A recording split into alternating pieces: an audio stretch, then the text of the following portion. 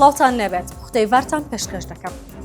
مەسرور بارزانی سەرۆکی حکومەتی هەرێمی کوردستان لە پەراوێزی کۆڕبەندی مێپس لە کۆنفرانسێکی ڕۆژنامەوانیدا گوتی جارێ زووە پارتی باسی کاندیدێک بۆ پۆستی سەرۆک کۆماری عێراق بکات. مەسرور بارزانی گوتیشی پێگەنانی حکومەت زۆر دواکەوتوە و پارتی هەر لە سەرەتاوە ویستوێتی کارەکانی پێگەنانی کابینەی حکومەت زوو دەست پێ بکات. لایەنەکانی دیکەش دەبێت بە پرسیارەتی دواخستنی پێگەنانی حکومەت بگرنە ئەستۆ. دەژڵێت مەرجمان بۆ بەشداریکردن لە حکومەتی نوێی عێراق جێبەجێکردنی دەستور و پابەندبوونە بە دەستورەوە. عوسمان بایدەمیر سیاسەتکاری باکووری کوردستان لە کۆڕبەندی مێپس ڕایگەاند پێویستە هەولێر وەکو پردێک بۆ بەیەکگەیاندنی قامیشلۆ ئەنقەرە ڕۆڵی زیاتر ببینێت و دەرمانی دەردی ئێمە تەنها ڕێکەوتنی ناوخۆ و وەلانانی ناکۆکیە.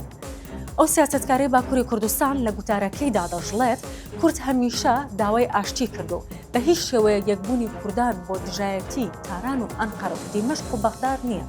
هیچ شتێکیش لە جیهاندا لە ئاشتی و خەباتی ئاشتیانە پیرۆستر نییە. وەزارەتی ژینگەی عێراق ڕایگەاند زیاتر لە 20 میلیۆن دۆلاری بۆ پاڵپشتیکردنی پرۆژەکانی گۆڕانی کەشوهەوا وەرگرتووە.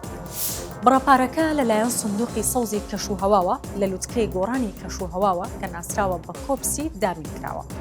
ئەم لوتکەیە لە دەی تشرینی دووهەمەوە لە بەرازیل دەستی بەکارەکانی کردو و تاوەکو 21 ئەم مانگە بەردەوام دەبێت. ڕاگەیاندراوەکەی وەزارەتی ژینگەی عێراق ئاماژە بۆ ئەوە دەکات ئەو بڕا هاوکاریە بۆ جێبەجێکردنی پرۆژەکانی پەیوەست بە گۆڕانی کەشوهەواوە لە عێراق کراوە.